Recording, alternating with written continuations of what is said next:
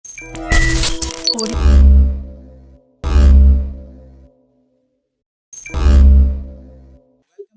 फिर मैं आपको सामने करता हूँ इस प्लेटफॉर्म पर क्विक सी अपडेट लेके आपके सामने पेश हुए हैं कि ट्राई सीरीज खेली जाएगी पाकिस्तान, अफगानिस्तान और यूएई के दरमियान।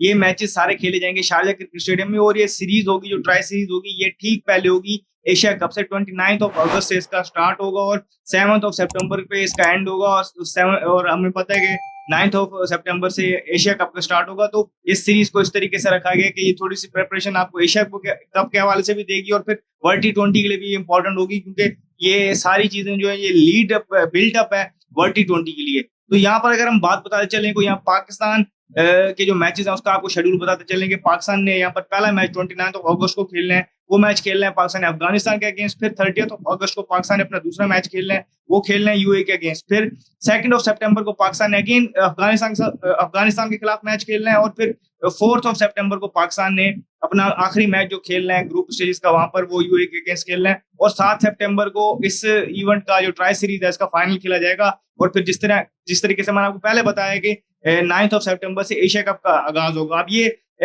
सारी चीजें जो है T20 मैचेस जितने आप खेलेंगे वर्ल्ड T20 से पहले, उसको ये समझा जाएगा वो बिल्टअप है, वो प्रिपरेशन है वर्ल्ड T20 के लिए। तो ये उसके हवाले से इंपॉर्टेंट है। इससे पहले हमने देखा कि बांग्लादेश के अगेंस्ट हमने होम सीरीज खेली, बांग्लादेश के अगेंस्ट हमने अवे सीरीज खेली, अभी हमारी एक वेस्ट इंडीज के खिलाफ सीरीज चल रही है। उसके बाद हम आएंगे यहाँ पर ट्राई सीरीज खेलेंगे, फिर हम एशिया कप खेलेंगे, फिर बिल्टअप बन रहा है हमारा। इस तरीके से तो सारी अपॉर्चुनिटी है हमारे पास कि हम देख सकें, अपने कॉम्बिनेशन को बना सकें और एक अच्छी मजबूत, जैसे हम कहते हैं कि 15 का स्क्वाड बना सकें। उसमें से भी हमें पता हो कि हमारे 11 कैसे हैं और हमें कंडीशन के हवाले से कैसे खिलाना है और हॉर्सेस फॉर कोर्सेज हमारे कैसे होने हैं, हमने आगे जाके कहाँ पर मैचेस खेलने हैं, उसके हवाले से कौन सा प्लेयर हमें कहाँ पर बेहतर सर्व करेगा, हमारा कॉम्बिनेशन क्या होगा, हमें क्या 6 बैटर्स 5 बॉलर के साथ जाना पड़ेगा या ऑलराउंडर्स कितने खिलाने पड़ेंगे, ओपनर्स कौन होंगे और फिर मिडिल ऑर्डर में किस तरीके से कौन खेलेगा, किस सिचुएशन में कौन सा बैटर ऊपर आएगा। तो सारी चीजें अप्लाई करने के लिए, ये देखने के लिए बॉलिंग कॉम्बिनेशन आपका क्या होगा और